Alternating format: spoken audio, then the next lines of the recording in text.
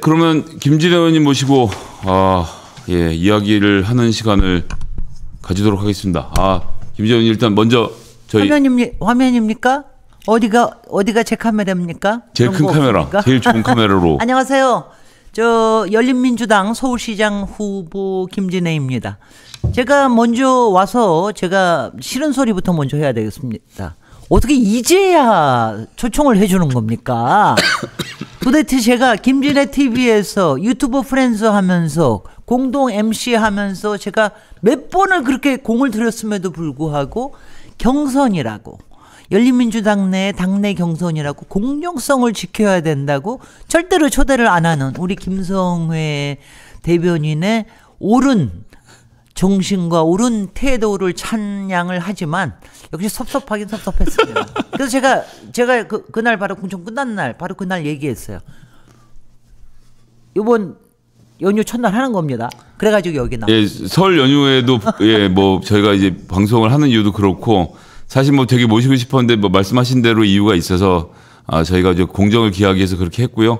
그리고 사실 방송이 누추해서 의원님 나오시라고 하기가 좀 창피한 것도 있어서. 누추하기는 저보다 김진애 TV도 10만을 넘었지만 저보다 조금 앞섰다가 제가 다시 앞섰었거든요. 그런데 그 다음에 지금 앞서가지고 11만 7천? 예. 12만 넘었죠. 11만 8천 하고 있습니다. 지금. 그리고 되게 그만큼 넘어가면 잘 안 올라가요. 예, 거기가 이제 정체 구간이더라고요. 맞아요. 네, 완벽하게 정체 구간이라서. 이 선거와 더불어서 올라가야 되는데. 네, 그래야 되겠죠. 조회수도 저보다 막 올라가고 거기다가 요새는 막 실시간 시청자들도 엄청나게 늘대요. 지금 이 시간에 2,000명이 웬 말입니까? 예, 많이들 봐주셔서 감사합니다, 진짜. 네. 예. 오늘 뭐 여러 가지 이야기들 나눌 건데 제가 사실은 이제 제 개인적인 궁금증들 첫 번째로 좀 여쭤보고 시작했으면 좋겠는데요. 네. 타임지에서 왜 뽑아준 거예요? 그러니까 조금 배경 설명을 하려면 1994년이니까 벌써 27년 전 일인데요. 예. 27년 전 일인데 여러분들이 기억을 해주시는 이유는 그런 일이 그때는 처음이었어요. 그러니까요. 그 전에 저희가 이제 올림픽 1988년에 하고 세계화라는 물결이 많이 있었잖아요. 네. 여전히 잘 인정해 주는 게 잘 없었잖아요. 1994년이면 제가 기억이 나는데 네. 그때는 토플 시험이라는 게 있대. 그래, 뭐 그렇대. 그러니까 토플은 유학 때문에 봤는데 토익 시험이라는 게 있는데 그거 공부해야 되는 거 아니야? 이런 거 얘기할 정도로 네. 미국이라는 나라가 되게 먼 나라였고 그럼요. 거꾸로 미국에서 보기에 코리아라는 거는 거의 존재가 없는 나라였거든요. 그럼요. 저도 뭐 미국에서 굉장히 소름을 많이 우리 같이 미국에서 많이 당했지만 그런데 그때 그런 외국에서 특히 타임즈라고 하면 굉장히 유명한 그렇죠. 시사 주간지니까 거기서 정확한 이름은 밀레니엄 글로벌 리더 100였습니다. 그러니까 새 천년에 21세기의 글로벌 리더 100인을 뽑는데 한국 사람으로 저를 이제 유일하게 제가 들어간 거예요. 그러니까 갑자기 사람들이 깜짝 놀랐죠. 도대체 이 여자가 누구야? 어떻게 여기에 들어간 거야? 그런데 사실은 굉장히 저 말고 이제 카메라를 좀 봐주고 말씀하시면 좋겠어요. 사실은 굉장히 저로서도 굉장히 좀 왜냐하면 저는 인생을 굉장히 이렇게 시나리오를 짜면서 시나리오에 따라서 움직이는데 한 번도 생각해보지 않은 사건이 일어났던 건데 그냥 외신지에서 인터뷰 요청이 왔어요. 그런데 저는 굉장히 외신에 대해서는 제가 특히 많이 좀 성의 있게 해줍니다. 제가 뭐 영어가 좀 되기도 하려니와 한국을 알린다고 하는 이런 좀 소명의식도 있고 그래서 프랑스건 뭐 어디건 요새는 다 영어로 통하니까 그래서 외신 기자가 와서 그래요. 그리고 인터뷰를 해서 근데 조금 길게 하더라고요.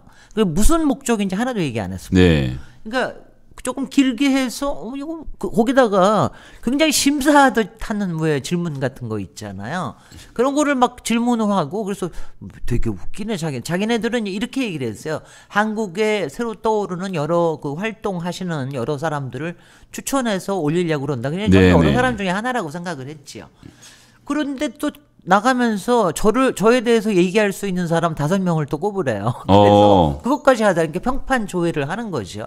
그래서 5명 알려드리고 그러고 나서 한 2달을 잊어버렸습니다. 네네. 뭐 기사도 안 나오고 그랬더니 갑자기 11월 말 12월 초에 저도 그날도 하루 종일 모르고 있다가 저녁에 회의 끝나고 한 11시쯤 들어왔는데 선배님이 전화가 왔다고 그래서 놀래가지고 전화를 걸었더니 아니 타임즈에 나온 거 몰라요? 그래서 네. 근데 정말 제가 놀랬던 게 그 다음날 아침에 기자들이 사무실에 쫙 깔렸더라고요. 그러니까 그 당시로서는 그런 일이 처음이었기 때문에 굉장히 놀랬던. 그 당시 비즈니스를 하실 때였나요? 서울포럼이라고 하는 회사를 시작한 지 한 4, 5년 됐을 때죠. 예, 그 서울포럼 회사도 좀 간략하게 소개를 좀 해주시면. 이거는 사실은 개인적으로는 제가 이제 1988년 1월 2일에 유학에서 끝나고 이제 돌아왔는데 보통 그럼 교편을 잡기도 하고 그럴 텐데. 뭐 연구소를 가거나. 그렇죠. 그런데 이제 그때 저 홍익대에 저 지원했다가 떨어졌어요. 그래서 대한주택공사 주택연구원에서 일을 했는데 거기 3년을 아주 풀로 일을 했습니다. 그러면서 이제 이런 생각을 한 거죠. 정말 너무 무지 작다. 나는 날아오르고 싶어. 이제 뭐 비상처럼 막 그러고 있는데 그때 문제가 뭐였냐면은 누가 저를 오라는 데도 없고 네. 특히 절망적이었던 가고 싶은 데가 없는 거예요. 이럴 때가 굉장히 그러니까 밥벌이만 가지고 가고 싶은 그런 게 없어서 그래서 근데 갑자기 몇 달 동안 고민을 하는데 하루 아침에 새벽에 딱 번개처럼 떠오르는 겁니다. 아니 오라는 데도 없고 가고 싶은 데도 없고 그러면 내가 만들면 되는 거 아니야. 제 인생에서 처음으로 창업이라는 생각을 하고 그 전까지는 저도 되게 안전한 뭐 박사학위 받고 그런다는 게 되게 네네, 조직의 그렇죠. 장이나 교수 뭐 이런 거 생각하는 거 아니에요. 그리고 그 당시 어쨌거나 서울대 건축과의 MIT 박사 정도면 어디라도 모셔올 것 같아요. 예, 그럴 것 같아서. 예. 세상은 그렇지 않습니다. 절대로 안 그렇습니다. 그래서 이제 저하고 이제 근데 혼자서 막 회사를 크게 할 수는 없으니까. 네. 건축 도시 기획 회사라는 그 기획이라는 것도 굉장히 새로운 개념이었는데 주로 이제 다른 작은 그 회사들의 전문가들하고 이른바 그때 이제 요새는 아주 흔해진 말 벤처, 아웃소싱, 네트워킹 이런 걸로 해서 이제 일을 만들고 일을 따내고 같이 공동으로 해내고 이런 좀 굉장히 새로운 종류의 벤처 기업이었죠. 여하튼 살아남았습니다. 그렇게 해서 타임즈에 가시고 사업도 계속 번창을 하시고 했던 거죠. 번창은 안 했어요. 번창할 수가 없습니다. 왜냐하면요, 제가 이제 건축과 도시는 정말 축복을 받은 일이지만 제가 저주라고 얘기를 하는 건 뭐냐면 네. 이게 주문 산업이에요. 그러니까 누가 주문을 하지 않으면 안 되는 거예요. 그렇죠. 그러면 그 주문자는 권력자거나 자본가예요. 네네, 그렇죠. 그러니까 그 사람들은 자기네들의 이익이 있는 게 권력자한테 잘 보이거나 아니면 자본가들이 이 사람을 이용을 해가지고 뭘 하거나 그러니까 네. 거기에다가 그러니까 뭐 이제 거기도 설계비 같은 거 후려치는 것뿐만이 아니라 자기네들 말 잘 들을 사람 고르고 뭐 등등의 여러 가지 변수들이 있습니다. 그래서 항상 그거를 신경 써야 된다는 것 때문에 그렇게 제가 사업적으로 번창을 한 거는 아닙니다. 근데 다만 이제 좀 의미 있는 일들 같은 걸 했죠. 요새 제가 부산에 해저 터널 가지고 왜 제가 세계 김종인 위원장 비판을 했잖아요. 그랬더니 부산에 있는 신문에서 정말 1998년 일인데 제가 부산에 수영정보단지라고 지금 이제 수영단지를 새롭게 지금은 이제 센텀시티라고 되어 있는 겁니다. 그거에 대기업하고 같이 해가지고 수영정보단지라는 걸 제안을 해서 일종의 이제 ICT 새로운 단지죠. 이걸 제안을 했는데 그때 강변도로를 지하로 묶고 위에를 공원을 만들고 이런 것들이 굉장히 부산에선 신선해서 제가 부산시장한테 직접 그때 보고를 했는데 그게 막 신문에 대단하게 나오고 그랬었어요. 근데 그걸 다시 얘기를 꺼내더라고요. 이진애가 열린민주당 서울시장 후보가 이거를 98년에 해가지고 했는데 이번에 해저 터널 이거 한 방에 딱 정리를 했다. 부산을 이게 선적인 저기에서는 절대로 시종점이 중요하다. 부산이 통과역으로 만들면 안 된다. 시작점으로 만들어야 된다. 이렇게 한다고 막 부산 지역 로컬 신문에서 막 하고 그랬습니다. 부산시장으로도 손색이 없으신 분인데. 제가 사실은 지난 금요일 날 대정부 질의하면서 총리께 처음으로 이거 질문을 드렸거든요. 아니 왜 해저터널 어떻게 생각하십니까? 그랬더니 남의 당의 위원장이 비대위원장이 하신 말을 제가 뭐 코멘트를 하시고 싶지 않습니다. 이러고서는 정세균 총리는 얘기하셨지만 제가 지금 민주당 지금 부산시장 선거 운동을 하고 있다니까요. 그런 셈이네요. 그 이제 선거 운동 얘기가 나왔으니까 그 의원님이 또 아까 전문가 권력자 얘기도 하셨고 사실은 서울시장 선거에, 그러니까 서울시가 정책을 만들 때 아주 옛날부터 도시 전문가 김진애를 찾았다고 하는데 언제부터 시작이 됐죠? 이게 정확히 1991년부터인데요. 제가 이제 그때 이제 회사 이름이 서울포럼이었습니다. 네. 근데 제가 아는 분들도 거기에 전문가로 일하시는 분들이 많고, 당시가 이제 고건시장 때였어요. 고건시장님. 그때는 관선이었군요. 그때는 관선이었어요. 예. 그러니까 상당히 혁신적인 시장으로 역할을 하려고 노력을 했는데, 그래서 그때 뭐 서울 600년 사업, 뭐 도시계획위원회, 건축위원회, 뭐 하여튼간에 중요한 거는 다 이렇게 다. 그럼 지난 30년 동안 서울시를 만드는 일에 계속적으로 거의 참여를 조언을 했는데, 하시고 안 하신 시장이 있다면서요? 아니 당연히 이명박 오세훈은 안 해. 근데 연락도 안 왔나요? 그것보다 재밌는 건 뭐냐면, 네. 이명박도 저한테 연락이 왔었고 오세훈도 연락이 왔었어요. 당연히 왔겠죠. 근데 유일하게 연락을 안 한 사람이 있습니다. 김민석 서울시장 후보요. 김민석 후보. 이게 참 신기한 거예요. 그래서 제가 저번에 김민석 기획단 단장님하고 새날에서 유튜브에서 얘기를 하면서 김민석 후보님만 저한테 연락 안 하셨습니다. 그래서 떨어지신 겁니다. 그래서 제가 그랬는데, 그때가 언제였냐면 고건 민선시장 끝나고 재선에 도전을 안 하시고 민주당에서 김민석 위원을 내놨어요. 네, 그랬죠. 근데 이제 그때 제가 나중에 들어보니까는 민주당은 완전히 이긴다고 생각을 하고 있었던 거예요. 뭐 젊은 후보에 당시에 막 노무현 대통령이 당선이 되고, 그렇죠. 당연히 이긴다. 근데 제가 바깥에서 보는 건 안 그랬거든요. 왜냐하면 고건시장 시절이 IMF 저성장 시대에 이게 좀 이렇게 개발이나 이런 게 약화됐었기 때문에 이거에 대한 반작용이 분명히 있다. 네. 이걸 원하는 게 꼭 나타난다. 그걸 등에 업고 나타난 게 이명박 아닙니까? 그래서 이거는 완전히 다르다. 근데 그런 거를 인식을 못 하더라고요. 그래서 제가 지금도 제가 더불어민주당 얘기를 하는데, 세상이 어떻게 바뀌는 거에 대한 감각이 되게 큰 정당이거나 집권을 하고 있을 때는 잘 안 들리는 경우가 많습니다. 그런 점에서 지금 이제 도시 전문가로서는 최초의 서울시장 도전도 최초죠? 네네. 예. 도전도 최초입니다. 어떤 의미가 있다라고 좀 볼 수 있을까요? 저는 이제 10년 전에 제가 정확히 서울시장에 대한 꿈을 꾼 지는 그러니까 서울포럼 만들면서죠. 네네네. 아니 그러니까 이런 식이었죠. 처음에는 그냥 저건 해보면 굉장히 괜찮겠다. 왜냐하면 저는 도시를 좋아하거니와 저는 좀 복합적인 문제를 좋아해요. 네네. 문제가 많으면 막 이걸 풀어나가고 으쌰으쌰하고 풀어나가고 이러는 걸 굉장히 좋아해서 서울시장은 특히 옆에서 하시는 거 보니까 참 해볼 만하다라고 생각한 지는 꽤 오래됐고요. 아무래도 타임즈에서 하고 난 다음에는 주변에서 서울시장에 대한 얘기가 많았습니다. 네네. 뭐 나중에 도전해보라고.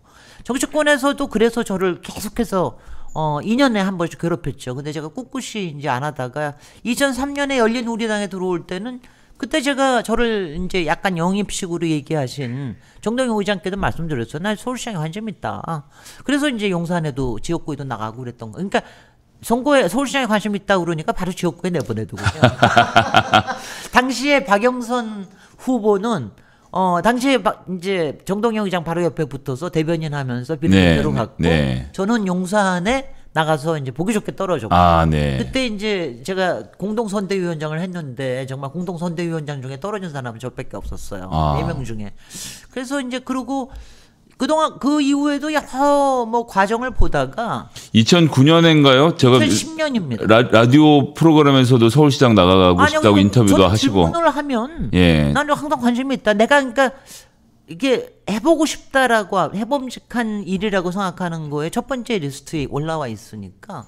그런데 2010년에 한명숙 후보가 나서실 때 저는 그때 한명숙 후보가 가장 적합하다고 생각을 했지만 제가 좀 페이스메이커로 좀 뛰고 싶다는 생각을 했어요. 근데 한명숙 캠프에서 페이스메이커 하기엔 너무 세다. 뭐 이런 우려가 있어서 제가 그냥 캠프에 들어가서 당시에 캠프에서 공약 만들고 뭐 여러 일을 다 했고요. 이게 사실 광역 단체장 중에 여성이 한 명도 없다는 건 사실 우리나라가 좀 안타까운 일 중에 하나인데요. 어쨌건 이제 그렇게 하고 나서 그다음에 이제 박원순 시장이 나온다고 그럴 때 그때는 제가 재보궐선거가 생겨서 그때는 제가 나온다고 출마 선언까지 다 써놨어요. 근데 이제 안철수 후보가 나올 때도 제가 나가겠다는 생각을 했는데 딱 박원순 시장으로 바뀌었잖아요. 네, 그렇죠. 그때 제가 판단을 했습니다. 지금의 시대 정신은 시민운동가 출신의 박원순이 가장 맞다. 네네. 그때는 이제 그렇게 생각. 한명숙 후보도 상당히 적합했지만 사람 중심의 도시로 박원순 시장은 더 적합하다. 그때 이제 이명박 오세훈을 거치면서 소위 말하는 이제 난개발과 엄청난 개발에 시달리던. 대한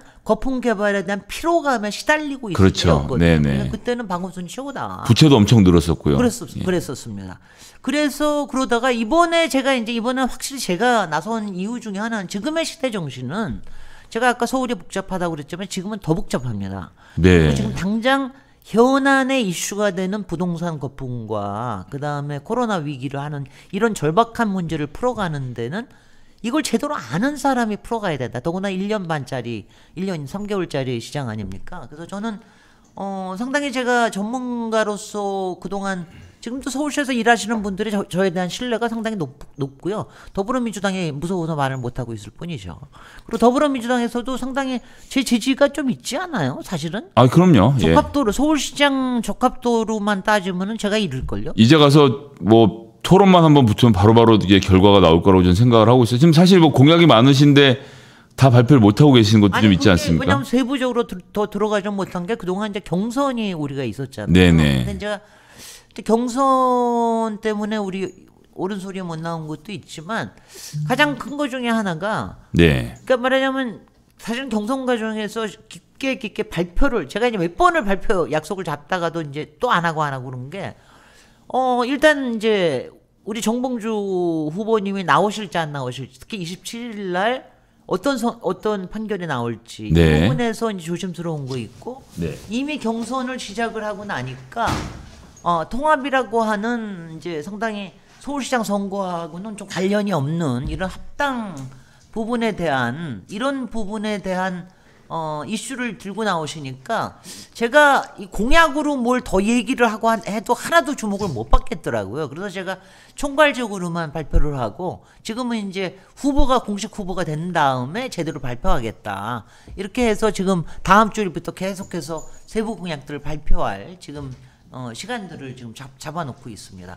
솔직히 경선 기간이 너무 그러니까 저는 작년에 12월 27일 날 했는데 정봉주 후보님이 1월 초에 참여하신다고 그래놓고 다시 이제 한 20일을 그냥 넘어간 거거든요. 그러고 나서 한 열흘 토론회 하면서 경선을 했는데 그 시간 동안 제가 조금은 지지율을 올릴 수 있는 이런 데 있어서는 좀 루스 타임이 있었다는 생각은 합니다. 제가 지지율 올리는 데 있어서 정말 궁금한 게 하나 있는데요. 네. 저도 서울에 살고 있고 서울에서 저도 지금 이제 한 5년쯤 전인가 서울 동네에서 제일 이제 저렴한 아파트를 어떻게나 샀어요. 사서 이제 그 흐름에 타서 사고 나니까 어제 빚더미라서 은행의 집이긴 하지만 그래도 안정이 좀 돼 있는데 사실은 부동산 문제가 심각하잖아요. 그러면 서울시의 절반은 본인 집이 있으니까 집값이 오르길 기대할 것이고 절반은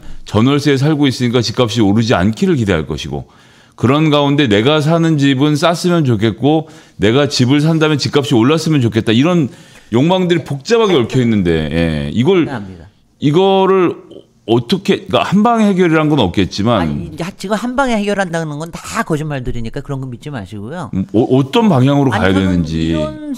근데 여기서 하나 더 주의할 게 뭐냐면은 서울시에는요. 자가 소유율은 그래도 50%를 넘는데 네. 그러니까 임대로 사는 사람이 몇 퍼센트인 줄 아세요? 59%가 살아요. 그러니까 자기 집이 있어도 임대로 사는군요. 딴 데 가서 사는 거예요. 그게 뭐냐면은 이제 뭐 통근이라든가 통학이라든가 뭐 이런 문제 때문에 그러니까 이게 이제 대도시에서 일어나는 문제들인데 대도시에서는 사실은 자기 집이 꼭 아니라도 살만 하면은 삽니다. 그러니까 이게 이제 굉장히 중요해서 이게 사실은 대도시라는 점뿐만이 아니라 앞으로 1인 가구나 아니면 이제 지금도 가족 수가 줄어들잖아요. 이런 시대에는 점점 더 이런 현상이 많아집니다. 근데 지금은 그야말로 연끌을 해서라도 자기 집을 마련해야 되겠다고 하는 이유는 바로 부동산 값이 너무 오르기 때문에 이제 여기에 못할까 봐 걱정이 돼서 그러는 건데 여기에는 저는 그래서 딱 두 개라고 생각해요. 그러니까 정부의 정책, 그다음에 서울시의 정책은 집값을 잡는다라기보다는 주거 안정성에 역점을 둬야 네네. 됩니다. 주거 안정성이라는 뭐냐면 자기 집에 살든 안 살든 예측 가능한 범위 내에서 살 수 있도록 해주는 거. 다양한 거. 네, 그렇다고 하기엔 지금 뭐 집값이 너무 아니 그거 하고요. 예. 그다음에 집값이 오르는 거는 이거는 뭐냐면 집값을 잡는 거에만 목표를 삼으면은 이상하게 왜곡이 돼요. 근데 두 번째가 뭐냐면은 끊임없이 주택 공급이 일어날 것이라고 하는 신호를 시장에 줘야 됩니다. 근데 그 점에 대해서는 박원순 시장은 잘못하셨고 문재인 정부도 실패한 겁니다. 그러니까 이제 그게 뭐냐면은 새 집을 사고 싶은 생각은 누구나도 다 있는 법이니까. 계속해서 이게 이제 시장에는 나올 거다. 근데 이제 여태까지는 어떤 거였냐면 이제 수도권에는 워낙 택지나 이런 게 잘 없으니까 되게 신도시를 잡거나 이랬는데 신도시는 또 지어지는데 또 시간이 좀 더 많이 걸리잖아요. 그렇죠. 그러니까 금방금방 시장에 신호가 잘 안 가요. 근데 제가 요번에 그 가장 큰 진짜 개발의 가장 큰 대표 공약이 역세권 미드타운 아닙니까? 역세권 미드타운이라는 거는요. 그러니까 이렇게 생각하시면 돼요. 역세권 미드타운이 뭐냐고 자꾸 물어보시는데 뉴욕에 보면 다운타운에 가면 업무와 상업이 많죠. 네. 어퍼타운으로 가면은 주로 주거죠. 미드타운은 가운데서 섞여 있는 거예요. 주거와 상업과 직장과 그 이제 맨하탄이라는 섬 말씀하시는 거죠? 네네. 맨하탄이라는 섬이 그러니까 뉴욕이라는 섬이 1가부터 시작해서 100가로 될 정도의 길이 100개로 쪼개져 있고 100개로 쪼개져 있는데 이제 맨 남쪽에 소위 말하는 월스트리트를 포함해서 이 상업지구가 있고 거기가 다운타운이죠. 그다음에 1번, 2번, 3번 요런 쪽은 주택이 많이 있고 어퍼타운이라고 얘기해서. 그리고 가운데가 미들이라고 해서 미드. 어퍼타운이 아니라 업타운이라고. 업타운 있고 그 가운데가 이제 미드타운. 타운이라고 제일 층이 넓고 거기에는 복합 기능들이 있습니다. 그러니까 제가 가 보니까 빌딩이 이렇게 있는데 1층은 식당이나 쇼핑몰 이런 게 있고 2층부터 한 10층까지는 사무실 이렇게 쓰고 하고 그 위로는 또 주거 공간 이렇게 들어가 있거나 막 복잡하게 돼 있더라고요. 우리 오피스텔처럼 주거와 복합 기능을 왔다 갔다 하면 쓸 수 있는 상황. 왜 재택근무가 많지 않습니까? 그렇죠. 그런 것도 많은 거예요. 근데 우리는 그렇게 할 수 있는 데가 어디냐 하면은 역세권이에요. 바로 서울에는 307개의 역이 있어요. 그 주변에 개발이 잘 안 되고 있는 데가 꽤 많습니다. 가령 여러분 그 관련돼서 궁금한 게 또 하나 있는데 지하철역에 나가면 앞에 이렇게 빌딩이 높이 있잖아요. 그 바로 뒤로 가면 근데 왜 뒤에 가면 까부러져요?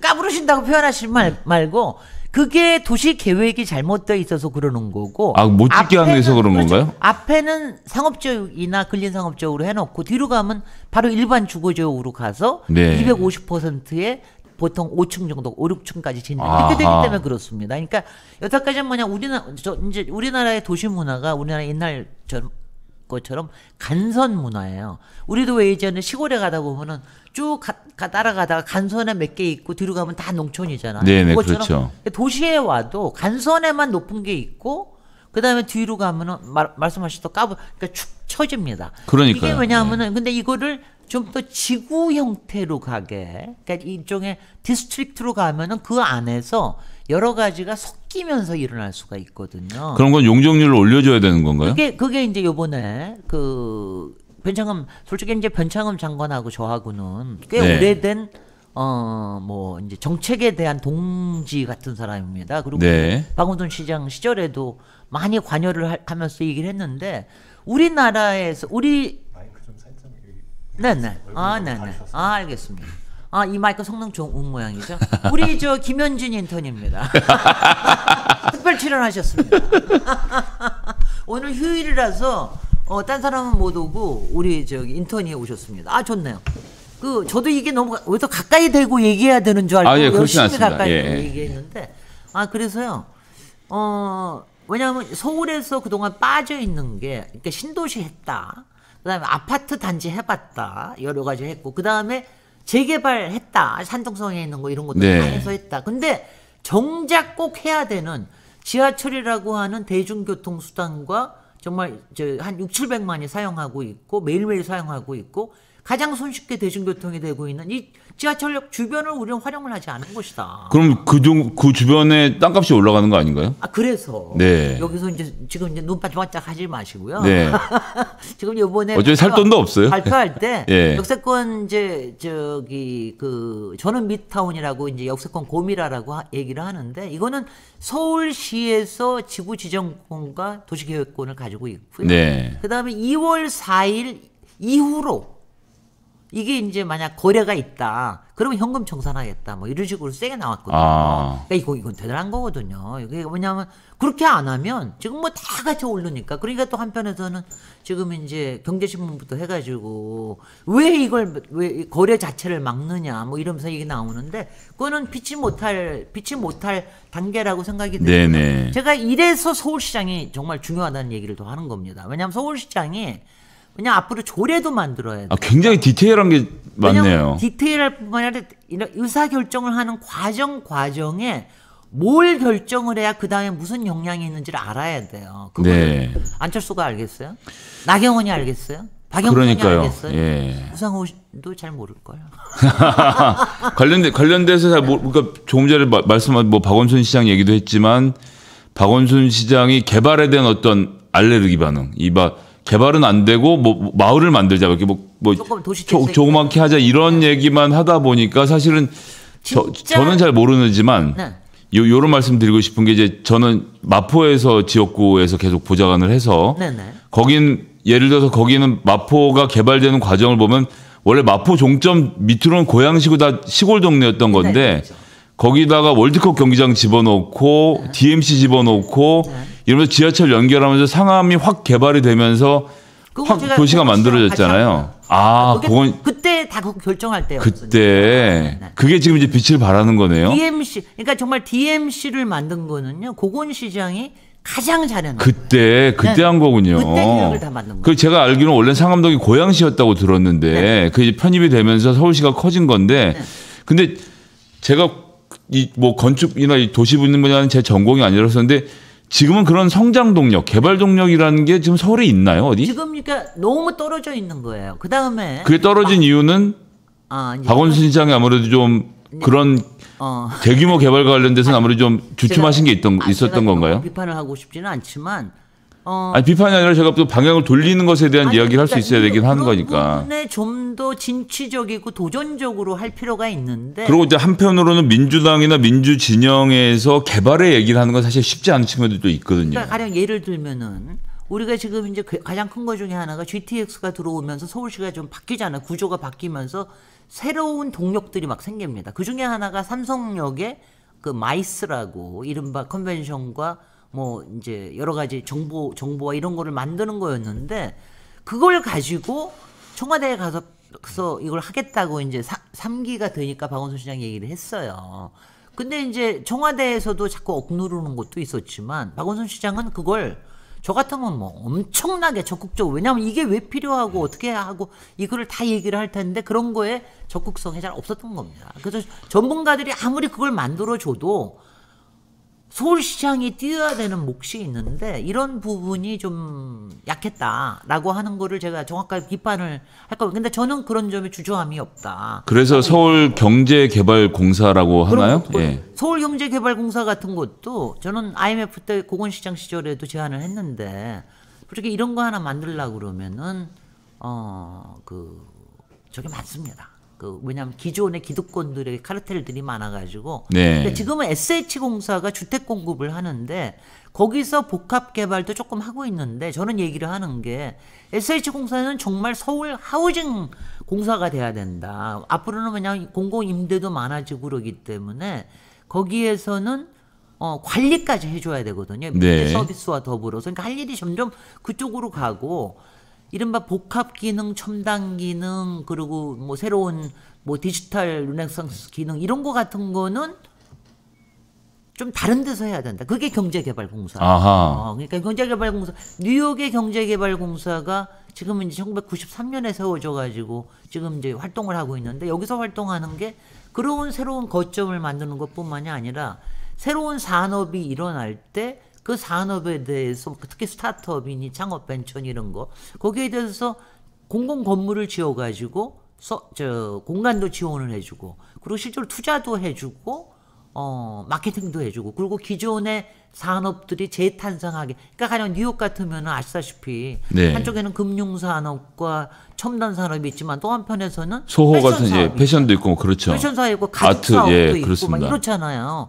그런 것들을 재탄생하게 해주거든요. 그러니까 그런 일들을 해주는 게 굉장히 중요하다. 근데 지금은 물론 지금도 서울산업진흥원이 있고 하긴 하지만 너무 작게 그냥 박원순 시장님 죄송합니다만 저는 박원순 시장님 보다 제가 통이 훨씬 커요.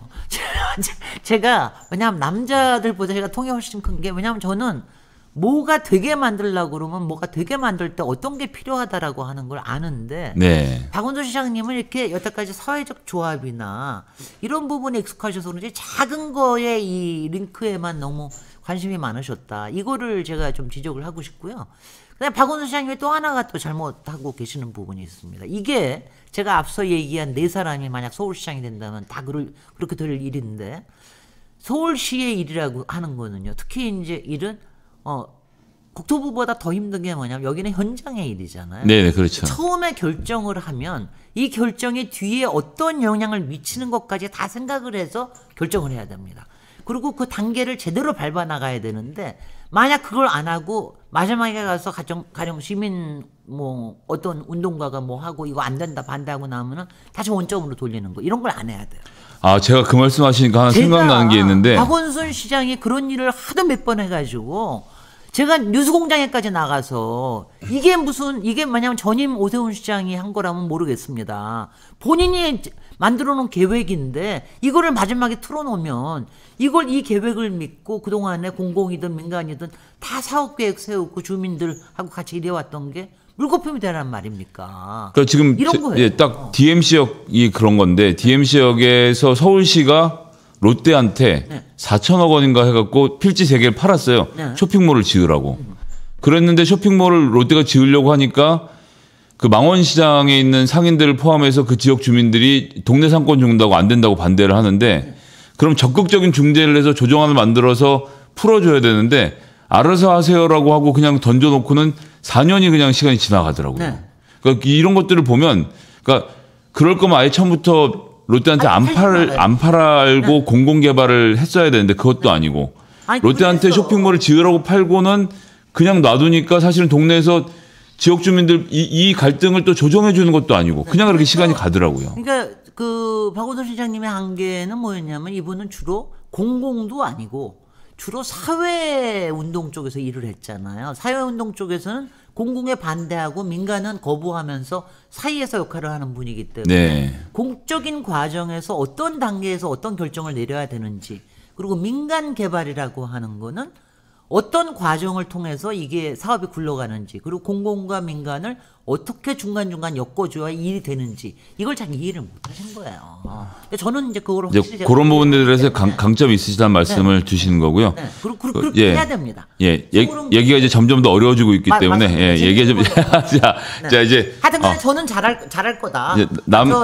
딴 사람들은 하나도 믿을 사람 없다.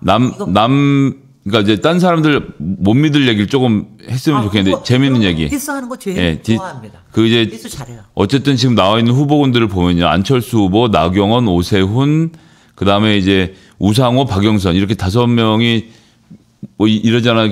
이런저런 상황에서 경쟁자이신데 네.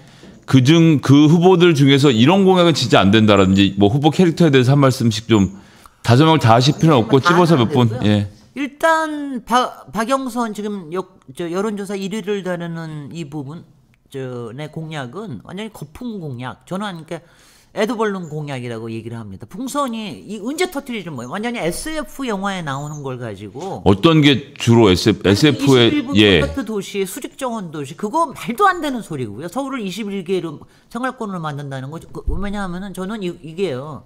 제가 여기서는 좀 심하게 얘기할 수 있어. 누구도 안 볼 테니까. 제가 카이스트 미래도시연구소에서 교수를 하면서 대학생들하고 팀을 짜가지고 미래도시 구상을 하는 역할을 했어요. 그때 만약 그런 식으로 누가 그걸 만들어 오잖아요. 네. F야. 아, 그렇군요. 그러니까 박영선은 완전 F예요. 지금 현재. 왜냐하면 제가 요새 박영선 후보의 공약을 많이 얘기를 하는 이유 중에 하나가 그렇게 땅에서 발이 붙어 있지 않으면 절대로 안 된다. 저 사람이 만약 시장 되면 어떡할래? 더군다나 수직정원 같은 말도 안 되는 걸 갖다 여의도에다 세우겠다. 그거를 1년 3개월 안에 세우겠대요. 말이나 되는 그리고 앞으로 서울에 21개를 세우겠대. 아니 이런 수직 정원이 왜 안 되나요? 이명박식 왜냐면요. 지금 우리는 땅에 있는 것도 잘 못 쓰고 있어요. 네. 근데 왜 갑자기 수직 정원을 하는 겁니까? 그다음에 이걸 아셔야 되는 게 스마트팜이나 이런 거는 저도 굉장히 관심 있고 그런 거지만 그거는 모든 게 공장이에요. 그렇죠. 이분이 얘기를 하는 게 뭐냐면 그거를 시민들이 거기서 텃밭을 만들고 운운해가지고 한다는데 가격 대비 안 되고 관리 대비 절대로 안 되는 일입니다. 그렇지만 미래 공상 영화에서는 당연히 나올 수가 있어요. 그냥 미래 공상 영화에서는 뭐 있잖아요. 온속도 떨어지고 막 환경 오염이 심하고 이러니까 그런 걸 공장식으로 하는 거 이런 거는 당연히 되죠. 근데 그런 거를 분별할 능력이 안 되는 사람이 박영선 후보인 것 같다. 그다음에 이제 우리 우상호 후보님은 훨씬 더 발에 땅에 붙어 있는 건 참 좋은데 네.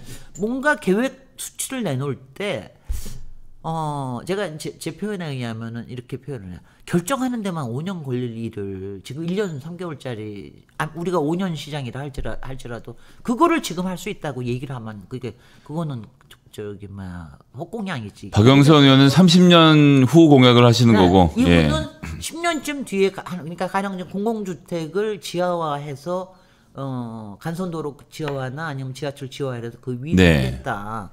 이런 거는요. 지하화 하는 데만 결정하는 데만 5년 이상 걸리고요. 실제로 그게 저희가 이번에 북부간선도로도 정확히 10년 걸렸습니다. 인재삽을 뜰까 말까 하는 중입니다. 근데 그런 걸 가지고 지금 얘기하시면 안 된다. 더군다나 그 위에다 뭐 그런 거는 제가 더 잘할 거 아니에요. 그렇죠. 기반 위에다가 집 짓고 이러는 게 얼마나 가능한지. 근데 문제는 그런 거는 특별 해법이에요. 모든 거를 다 할 수 있다고 얘기하시면 안 된다.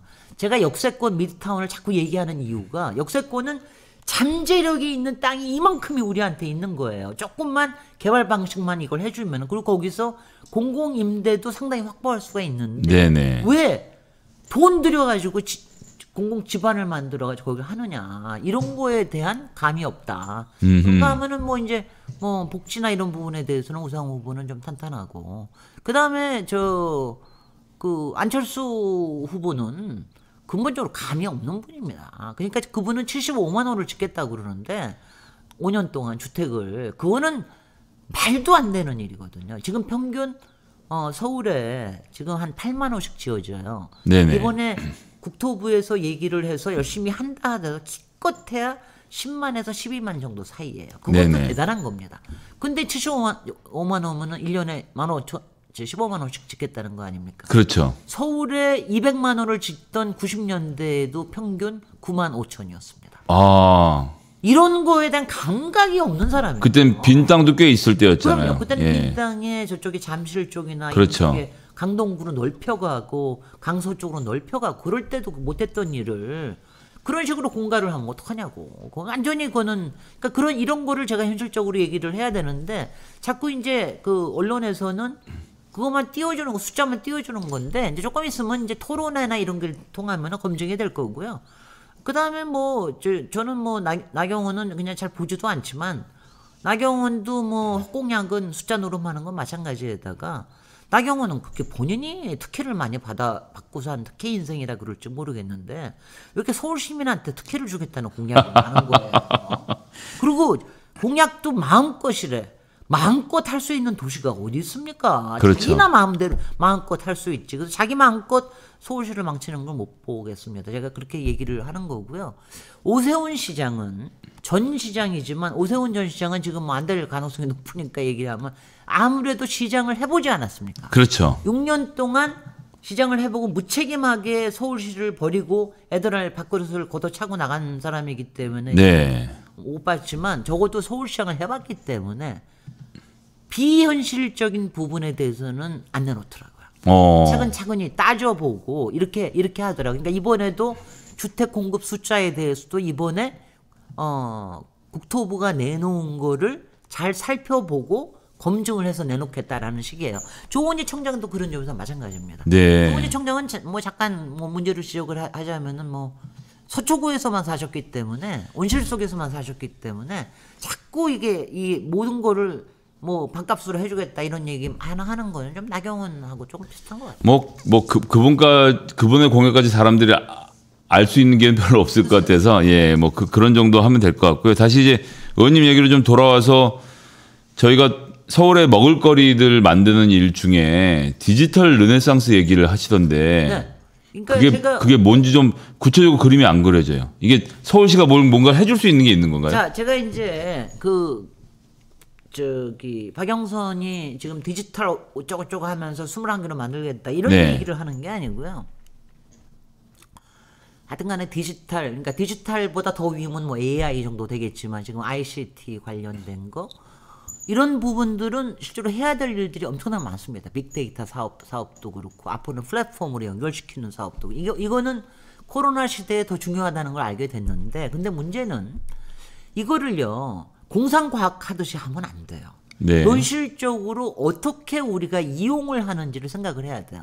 제가 김진애 TV에 띄워놨지만 성수동에 그 창업 거기에 이제 창업과 스타트업과 수채화 막 유명하지 않습니까? 예. 거기가 이제 중공업 지역이 탈바꿈을 한 데고 지금도 중공업 지역 유일한 중공업 지역으로 남아 있는 데인데 여기를 보면은요. 제가 20년 전에 여기는 마치 우리 그 실리콘밸리나 아니면 뉴욕에서는 디지털 엘리라고 그랬었거든요. 네네. 그것처럼 보라색 엘리가 될 수 있는 동네라고 제가 20년 전에 이미 예측을 했던 사람입니다. 그리고 그게 실제로 지금 이루어지고 있어요. 네. 근데 거기에 보면은 일단은 창업과 스타트업이나 다양한 공간들이 다양한 사업들이 일어날 수 있게끔 해주는 역할들을 하고요. 그게 굉장히 좋고 그 다음에는 두 번째는 그런 혁신 기지들이 여기저기 많아져야 돼요. 많아지면 서울 시민들한테 뭐가 좋나요? 일자리가 많아지는 거지 뭐가 아, 일자리가. 좋나요? 그럼 무슨 혜택을 줄 수 있는 거죠? 서울시가 그 창업하는 벤처나 디지털 산업에게 줄 수 있는 뭐 베네핏이라는 게 있나요, 혹시? 당연하죠. 그러니까 베네핏은 일단은 지금도 하지만 공간을 싸게 빌려줍니다. 아. 그게 경제개발공사에서 할 수 있는 일인데 싸게 빌려주고 그 다음에는 가령 관리비 같은 것도 많이 해주고 가령 뭐 세제 혜택 이런 거 같은 것도 해주고 그 다음에는 이제 정말 중요한 거는 투자 사업도 연결을 해줍니다. 그러니까 제가 며칠 전에 간 거는 그 수질 체크 시스템을 개발하는 회사인데 네. 아마 요거보다 더 작은 반짜리 회사에서 뭐 요거 만들고 있고 그러는데 여기에서 하나가 대박을 치면 말하자면은 이제 전 세계를 상대로 해가 할 수 있는 이런 것들이 일어나는 데가 스타트업이거든요. 네, 그렇죠. 스타트업은 이런 거예요. 99%는 죄송합니다. 99%는 실패해도 됩니다. 그렇죠. 1%가 성공을 하면은 완전히 세상을 바꾸는 일들 이런 것들이 정말 왜냐하면 아무래도 서울에는 재능들이 많이 모여 있기 때문에 이런 것들이 일어날 수 있게 해주는 이런 게 꼭 필요하고요. 인큐베이팅을 해주는 거가 되는 거죠. 인큐베이팅 그다음에 실제로 인큐베이팅뿐만이 아니고 실제로 그 사람들이 사업을 키워서 전 세계로 나가고 이분들에 대한 마케팅 도움 이런 것까지도 해줘야 되는 거고요. 그 다음에는 지금 기술 우리가 이제 많이도 알고 있는 스마트 도시라고 많이 얘기하는 거 있지 않습니까? 근데 이게 자율 자동차가 뭐 날아다니고 아니 뭐 자율 자동차는 날아다니진 않지. 자율 자동차가 나오고 뭐 하늘에서 자동차가 날아다니는 이런 꿈을 꾸실 게 아니라 네네. 지금은 뭐를 해야 되냐면은요. 정말 진짜 기술이 필요합니다. 진짜 기술이란 건 뭐냐? 우리 삶을 진짜로 바꿔줄 수 있는 것들이 굉장히 필요해요. 그러니까 예컨대 도시 관리를 하는 거에 가장 우리가 좋은 것 중에 하나가 왜 교통관리잖아요. 그렇죠. 지하철의 안내 시스템 같은 거를 어떻게 하면 데이터를 이용을 해가지고 쉽게 안내를 하느냐. 이것도 ICT가 할 수 있는 거거든요. 그 다음에 미세먼지 모니터라든가 습도 모니터라든가 이런 거 하는 것도 다 이게 기술이 할 수 있는 거예요. 그렇죠. 그 다음에 이제 가령 시민 서비스 같은 거 하는 것도 지금 방역하는 거나 이런 것도 다 데이터 지금 또 나가고 있죠. 하여튼 이런 게 진짜 기술들이 들어오고 그게 다 대부분들이 디지털 기술이고 이렇게 서로 연결해 주는 기술이기 때문에 이걸로 서울의 관리와 서울에 대한 시민 서비스를 높이는 일에 진짜 해야 된다는 얘기죠. 제가 그 에드워드 글레이저의 도시의 승리를 읽으면서도 되게 이렇게 감동받았던 부분이 전 요거랑 연결이 된다고 생각을 하는 게 사실 진짜 아이디어라는 건 저희 보좌관 세계도 그렇습니다. 담배를 피는 사람이 훨씬 정보의 취득량이 많은 게 담배를 피려면 흡연실에 가야 되는데 흡연실에 가면 다른 사람들을 만나고 다른 흡연실들하고 거기서 몇 마디 주고받는 정보가 굉장히 중요하거든요. 그 정보를 갖고 그러니까 평소 같으면 누굴 찾아가서 만나기 어려운데 근데 지금 말씀하신 그런 형태의 소규모 벤처 밸리들이 만들어지면 이런 사람들이 점심 먹다가 교류하고 저녁 자리에서 우연히 부딪히면서 서로 주고받는 아이디어들이 이제 불꽃이 튀고 이러는 가운데서 한두 명의 제대로 된 스타트업 기업들이 나오면 이것이 또 전체 먹을 거리를 번져 나간다는 점에서는 굉장히 좀 중요한 의미를 가질 것 같아서요. 이게 뭐냐면 그래서 이게 생태계라는 말이 굉장히 중요한 네네. 건데 창업도 생태계가 필요하고요. 우리 청계천의 공작 기술이나 이런 것도 생태계거든요. 그 창신동에 있는 봉지의 공장 같은 경우도 그러니까 뭐가 하나가 떨어지잖아요. 네. 그러면 나머지가 같이 다 떨어져 나가 버리는 게 이 사슬이 서로 연결되는 사슬을 만들어줄 수 있는 게 굉장히 중요한 겁니다. 근데 그거는 네. 도시에서 해줘야 되는 일들이거든요. 그런 것도 보호해주고.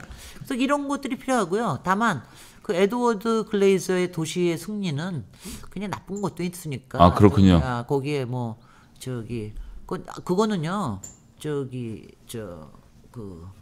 뭐 체계된 품평은 뭐 저는 일단 아이디어가 부딪히는 것 자체가 주는 의미에 대해서 다시 한번 생각해보는 계기가 돼서 도시의 승리에 굉장히 중요한 점은 이거는 있는 거예요. 도시에서 우리가 도시에 대해서 우리가 굉장히 부정적인 생각을 많이 갖고 있는데 대부분들이 특히 미국은 더 그렇거든요. 네. 그냥 미국에서는 다 같이 이런 식이에요. 여하튼간에 지금 할 수 없이 살고 있지만 나는 전원에 가서 살 거야. 다 이런 식인데 그렇게 해서는 안 돼요. 도시에 대해서 긍정적인 생각을 가져야 진짜로 도시가 여러 우리의 삶을 나아지게 하고 환경을 보존하는 데 역할을 할 수 있다라고 하는 게 그 책의 관점입니다. 아, 네. 이제 좀 마무리 짓는 3부로서 정치에 대한 이야기를 좀 하고 싶은데요. 네네. 몇 가지 좀 질문을 드리려고 하는데 일단은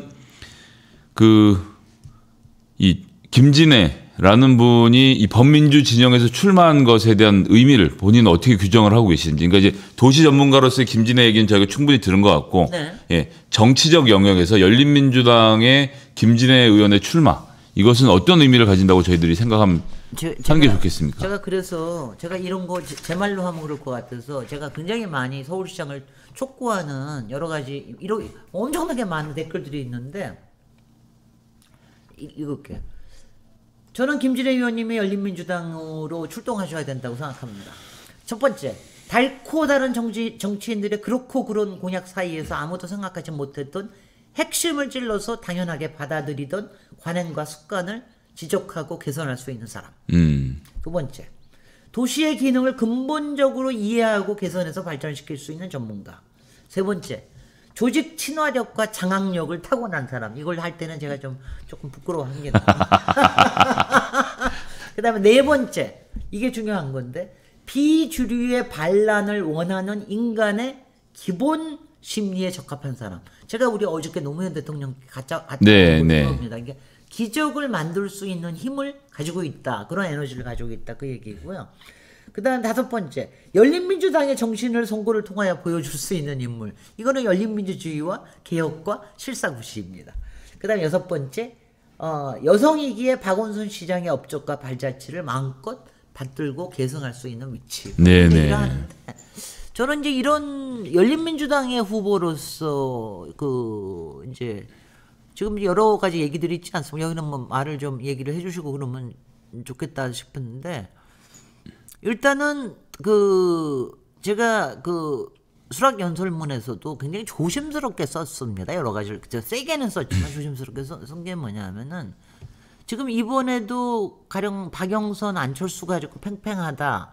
아니면 지금 대세가 없다. 뭐 이런 식으로 얘기가 나오지만 서울 시민들은 지금 대부분들이 좀 식상하다라는 느낌이에요. 왜냐하면 옛날 올드한 인물들이 똑같이 나와가지고 똑같이 10년 전 선거를 어떻게 이렇게 똑같이 재판을 할 수가 있는지. 근데 지금요. 뉴 페이스는 김진애 하나입니다. 그렇죠. 어떻게 보면 여태까지 있었지만 서울시장이라는 거로 가지고는 처음으로 해본 건데 굉장히 이제 이 사람 스토리가 풍부하고 내용도 풍부하고 또 잘 전달하고 친화력이 있고 이런 거에 대한 뉴페이스에 대한 그리고 작은 조직으로 출발을 했다는 게 박원순 시장이 그렇게 성공을 할 수 있었던 것도 시민운동가라는 거 플러스 이 사람의 스토리 플러스 그다음에 이제 민주당이 조직적으로 받쳐준 거 아닙니까? 네네. 그러니까 이번에도 사실은 그 올드하고 노예한 인물들보다 그리고 그분들에 대한 신뢰도가 또 이럴 때마다 우상 후보가 자꾸 떠오르는 거야. 근데 신뢰도가 그 사람들이 유명은 할지 모르지만 신뢰도는 상당히 떨어지는 인물들을 가지고 하는 것보다는 이렇게 새로운 기대와 새로운 또 기적과 새로운 변화와 새로운 희망을 만들어낼 수 있는 인물이 나와서 자기의 스토리와 자기의 내공으로 그걸 받쳐주면서 이길 수 있는 찬스가 훨씬 더 높아지지 않느냐. 네네. 그다음에 또 그런 사람이 서울시장이 돼야 된다. 왜냐하면 저는 이 생각을 합니다. 나 오늘 여기 아무도 없는 척하고 막 얘기해도 되는 거예요. 그럼요. 예. 저는요, 가령 뭐 안철수나 그러니까 저쪽에서 안철수나 무슨 박영선이나 그러니까 오세훈은 생각도 하지 못할 게 오세훈은 그때 도망친 게 꼭 무상급식 때문이 아니었습니다. 그때 민주당이 거의 한 80%를 차지하고 있는 시 경영을 못하겠다고 손들고 나간 거나 다름이었거든요. 네네. 근데 지금 90% 이상이 민주당 의원들이 장악을 하고 있잖아요. 그러니까 안철수는요 아마 미치고 돌아버릴 겁니다. 아무것도 못하다가 한 6개월 있다가 나 대선 나갈래요. 다시 그럴지도 모르겠어요. 그렇죠. 예. 그 다음에 나경원은 그래서 거기 가서 땡깡을 놓을까 어떡할 거야. 뭐 그럴 거예요. 그 다음에 민주당 후보가 더불어민주당 후보가 그럼 저는 이거가 있을 거예요. 엄청나게 지금 문제들이 아까 얘기하신 대로 팽팽한 갈등이 있는 데서 결정을 해야 되고 그걸 가지고 뭐 어떻게 결정을 하면은 뭐 보수 언론과 검찰이 물고 뜯고 뭐 별짓을 다 할 겁니다. 네. 흔들어대고. 근데 그럴 때 터프하게 버틸 수 있는 사람이 누구냐? 그러니까 어떻게 보면 지금요 만약 우상호나 만약 박영선이 저기 시장이 됐는데 1년 사실 3개월이라고 하는 굉장히 짧은 시간이에요. 그렇죠. 이 짧은 시간에 지금 부동산에 관련된 거 코로나 위기는 뭐 조금 저기지만 부동산에 관련된 부분에 대해서 명확하게 땅에 뿌리를 박는 실천을 보여주지 않잖아요. 또 흔들립니다. 그리고 뭐 이거 흔들릴 수 있는 가능은 굉장히 많기 때문에 그리고 욕을 하더면 차라리 뭐 열린민주당 욕 먹으면 차라리 낫지 않나. 그리고 저는 절대로 왜냐하면 제가 저는 사실은 이 도시 현장이라고 하는 거는 항상 그 정치 바람과 온갖 찬성과 반대 사이에서 부딪히는 데가 도시 현장입니다. 거기에서 저는 항상 있어 왔거든요. 그러니까 가령 공원시장 시절에 제가 토요일마다 토요 시민데이트, 시장 시민데이트라는 걸 하면요. 다 민원 들고 누가 피켓팅 들고 오는 거예요. 그러면 이제 전문가들하고 시장에 앉아서 그걸 같이 풀어주면서 어떤 현장도 나가. 저 그때 막 현장에 가지고 막 주민들한테 쫓기고 막 머리는 안 뜯겼지만 뭐 이런 일까지도 생길 수 있는 굉장히 왜냐하면 이렇게 떠받들어질 수 있는 데가 아니에요. 갈등의 최일선이죠. 예. 그러니까 이 장관하고 완전히 다른 게 더구나 장관도 뭐 국토부 장관이나 법무부 장관 정도는 모르지만 중소기업부 장관은 그냥 떠받들어지는 장관이거든요. 왜냐하면 여러 가지를 이렇게 시혜를 베풀 수 있는 장관. 그러니까 타프하지 않으면요. 그 문제를 파악하고 있지 않잖아요. 거기서 말 조금만 잘못하잖아요. 바로 갑니다. 보수 언론에서는 무릎 뜯습니다.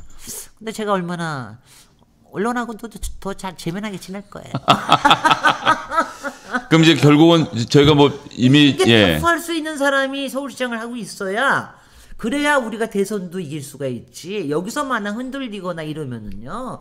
그리고 더군다나 정치인 뭐 저기 하면은 뭐 대선 어느 후보하고 어떻게 된다 이런 얘기들 돌고 그러면 그러면은 안 됩니다. 좀 이렇게 객관적으로 잘 버틸 수 있는 시장으로서의 본인 역할이 충분히 있을 거라고 생각을 하는데 그러려면 저희 열린민주당 당원들의 요구도 그렇고 사실 단일화 문제를 얘기하지 않을 수가 없는데요. 단일화의 방식 이런 것들은 좀 고민을 해보신 게 있는지 한번. 예. 제가 그것도 저 수락연설에서 얘기했듯이 이거는 사실은 더불어민주당도 제안을 좀 해주셔야 된다. 네네. 우리가 더군다나 10년 전에 박영선, 박원순 단일화 성공 모델이 있기 때문에. 그러니까 그때도 똑같이 단일화가 박원순, 박영선이 있었는데요. 그렇죠. 그러니까 당시에는 지금 이제 더불어민주당이 이런 걸 할 거예요. 뭐 여러분들 우리 당원 여러분들 우리는 다 알고 있습니다. 더불어민주당은 지금 이제 여러 가지를 계산을 할 겁니다. 왜냐하면 안철수가 따로 나올 수도 있을지도 몰라. 그러면 단일화할 필요 없잖아요. 네. 그렇게 될지도 몰라. 그다음에 또 하나는 굉장히 압도적으로 우리가 이길 수 있을지도 몰라. 그렇지만 실제로 현실은 박빙이거든요.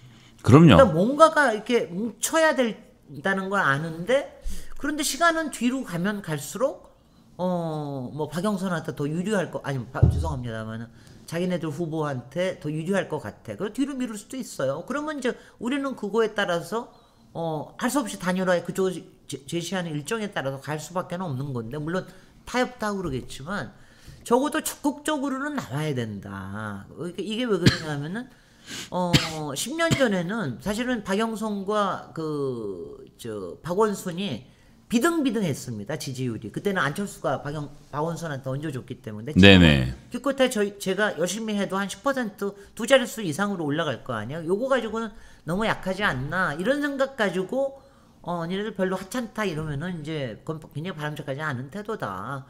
그래서 그리고 가능하면 왜냐면 10년 전에도 박영선 후보가 국회의원직을 유지하면서 경선이 다 끝나게끔 배려를 해줬거든요. 그랬었죠. 예. 그걸 배려를 해준 거는 그러니까 저는 이런 일정에 대해서는 저는 사실은 박영선 후보가 나서시라. 왜냐하면 박영선 후보가 만약 마지막으로 되려고 생각을 한다면 그리고 본선에서 당선이 되려고 생각한다면 그리고 지금 가장 유력한 후보 아닙니까? 그렇다면 그렇죠. 아니 자기가 이렇게 아량도 보이고 이런 걸 전체적으로 이렇게 끌어가는 거를 보여줘야지 이게 생기지. 뭐 열린민주당 하잖아요. 아니 뭐 김진애 의원 저기 하면은 사퇴 안 할 거예요. 뭐 이런 식의 국회의원 사퇴 안 할 거예요.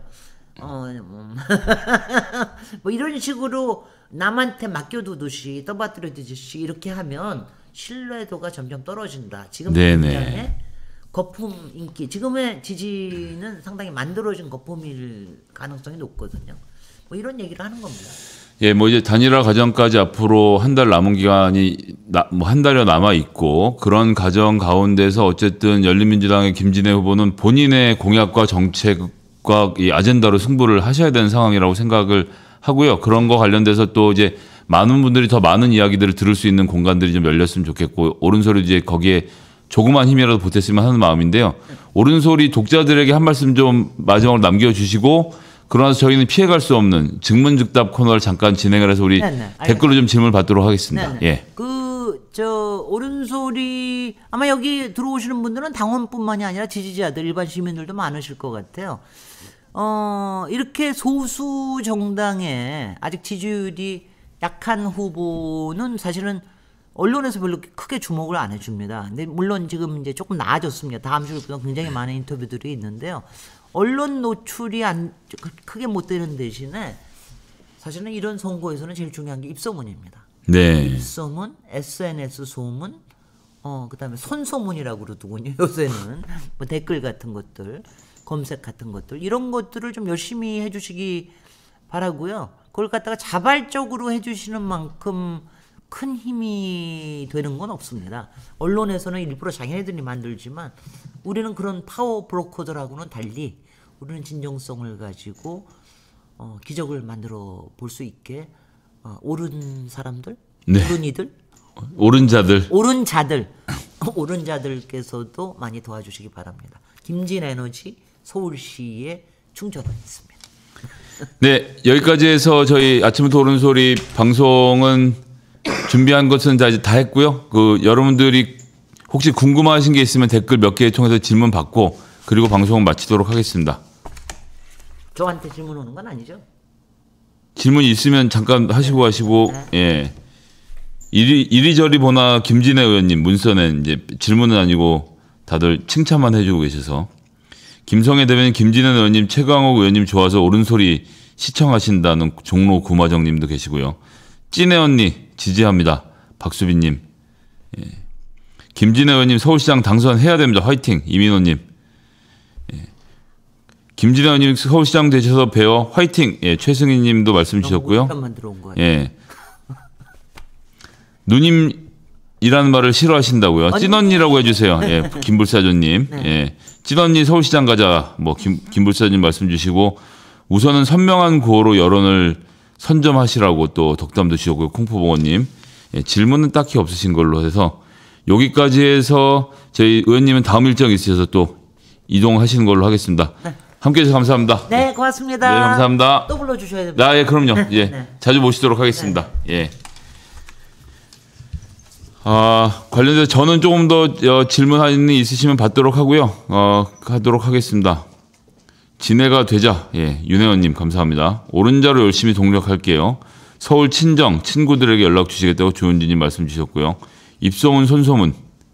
예, 달뜨님 메시지 주셨고요. 에너지 공급은 어떻게 하라고 습조아님 말씀하셨는데 의원님이 가셔서 다음번에 제가 꼭 여쭤보고 다음 시간에 꼭 답 드리도록 하겠습니다. 에너지 공급하러 잠깐 왔습니다. 예, 에너지 공급하러 오셨답니다. 예.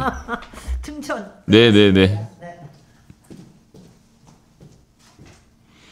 김진애 부분만 따로 편집 부탁합니다. 남았을 때님, 예, 그렇게 물론 할 거고요. 예. 뉴공에도 나와주세요. 문나이트님, 예, 나가야죠. 소수정당의 힘을 보여달라. 조은주님, 감사합니다.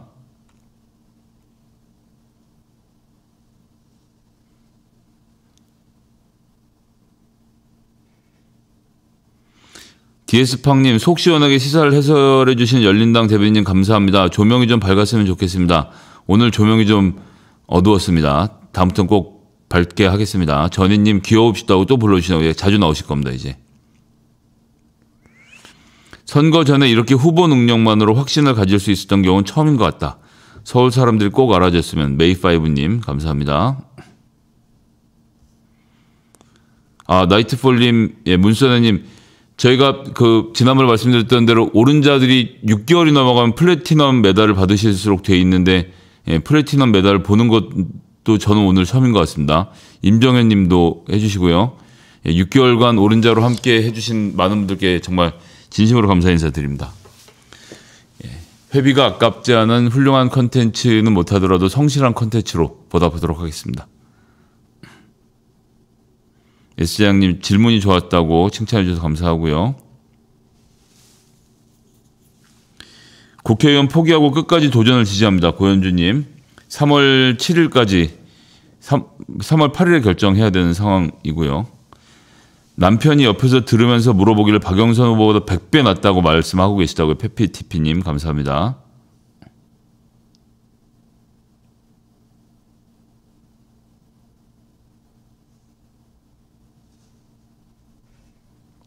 AK님 어제 KBS 무슨 프로그램인지 나경영 별명이 좋은 전략이라고 지들이 알고 그런 거냐고 부정적인 의미가 강한데 가능할까 하셨는데 어쨌든 복지와 관련된 공약을 내는 사람이라고 말하는 것 자체는 나경원에게 손해가 안 날 수도 있는 가능성이 있다는 말씀 드려야 되겠고요. 김진원님 공약 들으니까 바뀌어갈 서울 생각만 해도 마음이 들뜨신다고요. 사리분별님 감사합니다. 코코님 모든 분들 설 연휴 행복하시라고요. 예, 감사하고요. 떡국떡을 썰면서 들으신다고 귀에 쏙쏙 정구가 보라이님 떡국떡도 썰어서 드시는군요. 대단하십니다. 와, 가래떡을 사다가 떡국떡을 썰어 드시는군요. 와, 대단하십니다. 김성애는 성실 빼면 시체. 예, 베르잡채님 그렇죠. 12년 개근의 김성애입니다. 김성애님 서울 연휴에 맛난 음식 많이 드세요. 코코님 예, 그랬으면 좋겠습니다. 본중 최고 시장님이 되실 전지훈님 예, 감사합니다. 자, 저는 여기까지 하고요. 이제 12시에 성수대로 김성수 TV 성수대로의 쌍김시대로 또 찾아뵙도록 하겠습니다. 김진애 의원님 관련된 내용은 따로 정리해서 올려드리도록 하겠고요. 오늘도 이렇게 함께해 주신 모든 분들께 감사 인사드립니다. 저는 새해 연휴는 쉬고요. 다음 주 월요일 아침 8시 55분 아침부터 옳은 소리로 찾아뵙겠습니다. 새해 연휴 가족들과 함께하기 어려운 좀 외로운 설날이 될 수도 있겠습니다. 하지만 이 위기 함께 잘 극복해 나가는 것 마지막 고비라고 생각해 주시고요. 오른자들 새해 복 많이 받으시고 2021년 한 해도 잘 부탁드리겠습니다. 감사합니다.